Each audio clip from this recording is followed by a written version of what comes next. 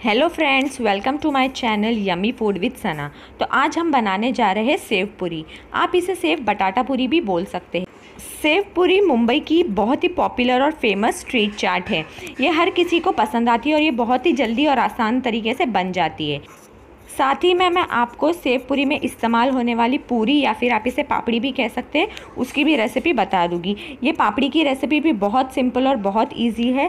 बस कुछ step follow करके ही आप एकदम बाजार जैसी कुरकुरी और क्रिस्पी पापड़ी घर में तैयार कर सकते हैं। तो चलिए देखते हैं इन दोनों की रेसिपी को। तो सबसे पहले हम तैयार करते हैं पापड़ी के आटे को। तो यहाँ मैंने 1.5 कप प्लेन मैदा ले लिया है। अब हम इसमें डालेंगे आधा कप बारीक सूजी। अब हम इसमें डालेंगे 1 छोटा चम्मच नमक और आधा छोटा चम्मच अजवाइन। अजवाइन को आप अपनी हथेली में ऐसे लेके इसे क्रश करके इस आटे में डाल देंगे। अब इन सभी चीज़ों को हम हल्के से मिक्स कर लेंगे। अब हम इसमें डालेंगे तेल। तो यहाँ मैं 3 बड़े चम्मच तेल का इस्तेमाल कर रही हूँ। अगर आप चाहें तो आप इसमें तेल के जगह घी का भी इस्तेमाल कर सकते हैं, आपके हिसाब से। तेल डालने के बाद हम तेल को आटे में अच्छे से मिला लेंगे ताकि हमारा तेल आटे में एकदम अच्छे से मिक्स हो जाए और मिल जाए। तेल की क्वांटिटी आपको उतनी ही रखनी है कि जब आप इस आटे की मुट्ठी बनाएं तो उसकी मुट्ठी एकदम आसानी से बन जाए, एकदम क्रम्बल जैसा टेक्सचर आ जाए। ऐसा करने से हमारी पूरी अच्छी क्रिस्पी बनेगी। अब थोड़े थोड़े पानी का इस्तेमाल करके आपको इस आटे का डो तैयार कर लेना है। ध्यान रखिए, आपको एकदम सॉफ्ट डो नहीं तैयार करना है, एक मीडियम सा हार्ड डो आपको इसका एक तैयार कर लेना है। तो ये देखिए हमारा आटा रेडी हो गया है। हमने इसका एक मीडियम सा हार्ड डो तैयार कर लिया है। अब आप इसको कवर करके इसे आधे घंटे के लिए रख देना है। आधे घंटे का रेस्ट देना बहुत ज़रूरी है, इससे हमारी पूरी अच्छी क्रिस्पी बनेगी। आधे घंटे बाद आप इस आटे को लेके हल्के से आप इसे अपने हाथों से मसल लेंगे और इसे फिर से एक स्मूथ डो में ट्रांसफ़र कर देंगे। अब इस आटे को आप इक्वली डिवाइड कर लेंगे और इस आटे से आप 4 लोई तैयार कर लेंगे। अब इन चारों लोई को आप हाथों से मसल के इसका एक स्मूथ पेड़ा तैयार कर लेंगे। तो यहाँ हमने एक पेड़ा ले लिया है। अब हम इसे रोल करके इसकी एक बड़ी सी रोटी तैयार कर लेंगे। अगर आप चाहे तो आप सूखे आटे का इस्तेमाल कर सकते हैं, लेकिन ज़्यादा आटे का आप इस्तेमाल नहीं कीजिएगा। तो ऐसे ही आपको बेलन की मदद से एक बड़ी सी रोटी तैयार कर लेनी है। ध्यान दीजिएगा, आपकी रोटी ज़्यादा मोटी भी नहीं होनी चाहिए और ज़्यादा पतली भी नहीं होनी चाहिए। तो आपको एक मीडियम साइज़ की रोटी तैयार करनी है। इस रोटी की थिकनेस आप कॉइन की थिकनेस जितनी रख सकते हैं। तो यहाँ हमारी रोटी बेल के हो गई है। अब हम इसकी पापड़ी बनाएंगे। तो यहाँ आप ऐसे एक ढक्कन का इस्तेमाल कर सकते हैं या फिर कोई भी कुकी कटर का आप इस्तेमाल कर सकते हैं। इस ढक्कन को या कुकी कटर को आपको इसकी रोटी पे रखना है और इसे ऐसे प्रेस करके इसे पापड़ी का शेप दे देना है। तो ऐसे ही हम सारी रोटी पे पापड़ी के कट्स लगा देंगे। तो ये देखिए हमने हमारी सारी पापड़ियों को कट कर लिया है। अब ये जो एक्स्ट्रा डो है हम उसे हमारे हाथ की सहायता से निकाल लेंगे। एकदम ध्यान से पापड़ियों को बिना ख़राब किए हम सारा एक्स्ट्रा आटा निकाल लेंगे। बचे हुए आटे को आप फिर से पापड़ी बनाने के लिए इस्तेमाल कर सकते हैं। अब एक कांटे की मदद से या छुरी की मदद से आप इन सभी पापड़ियों पे ऐसे निशान बना लेंगे। ऐसा करने से हमारी पापड़ी तलने के वक्त फूलेगी नहीं और ये अच्छी क्रिस्प बनेगी। तो ये देखिए मैं एक पापड़ी को आपको ऐसे उठा के दिखाती हूँ कि इसकी थिकनेस वगैरह आपको कितनी रखनी है। ये देखिए इसकी थिकनेस आपको इतनी ही रखनी है, इससे ज़्यादा नहीं है।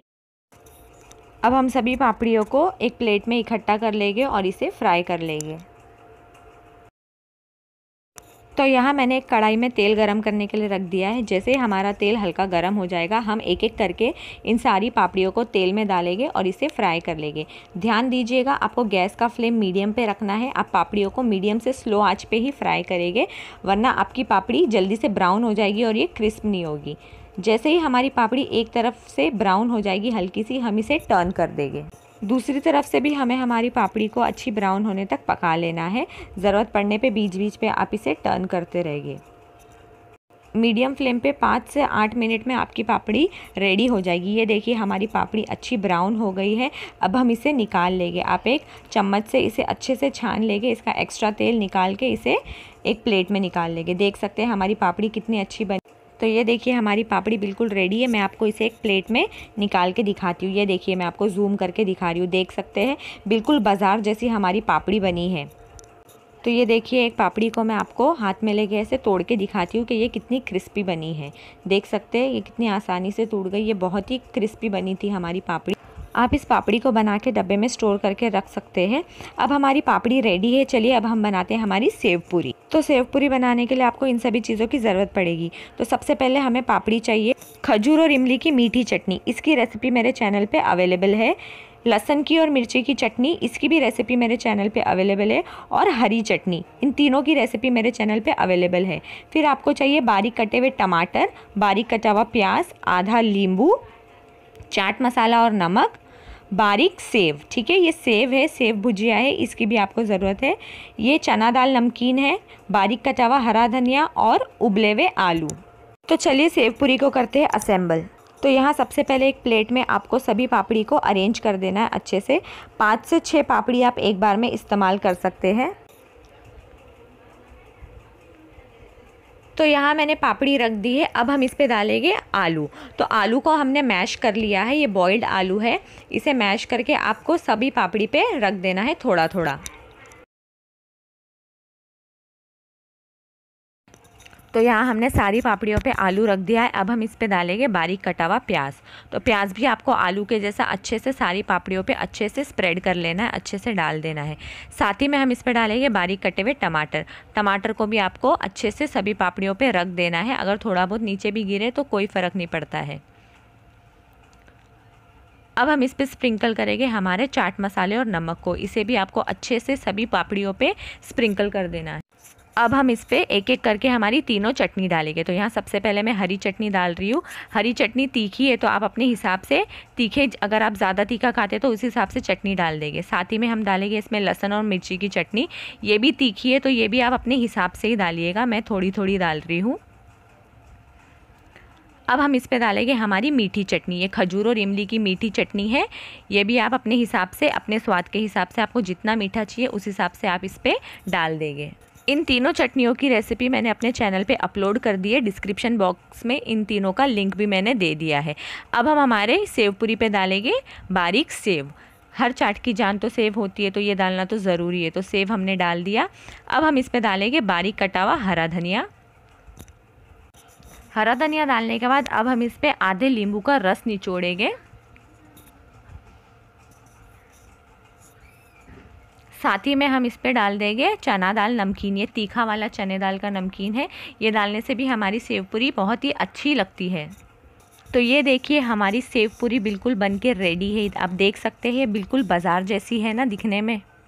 सिर्फ दिखने में नहीं, ये खाने में भी बिल्कुल बाज़ार जैसी सेव पूरी के जैसी एकदम टेस्टी और स्वादिष्ट है। तो जैसे कि आपने देखा कि हमने बिल्कुल बाज़ार जैसी एकदम स्ट्रीट स्टाइल सेव पूरी घर में एकदम आसान तरीके से रेडी कर ली है। सिर्फ सेव पूरी ही नहीं, हमने इसकी पापड़ी भी घर पे रेडी कर ली है। तो आप भी इसे ज़रूर ट्राई कीजिएगा। ये बहुत ही आसान और बहुत ही अच्छी रेसिपी है और आपको ज़रूर पसंद आएगी। अगर आपको चाट खाने का शौक़ है तो आपको ये रेसिपी ज़रूर पसंद आएगी। तो अगर आपको मेरी ये सेव पूरी और पापड़ी की रेसिपी अच्छी लगी है तो मेरे इस वीडियो को लाइक कीजिए और मेरे चैनल को सब्सक्राइब कीजिए। Thank you so much for watching. अल्लाह हाफिज़।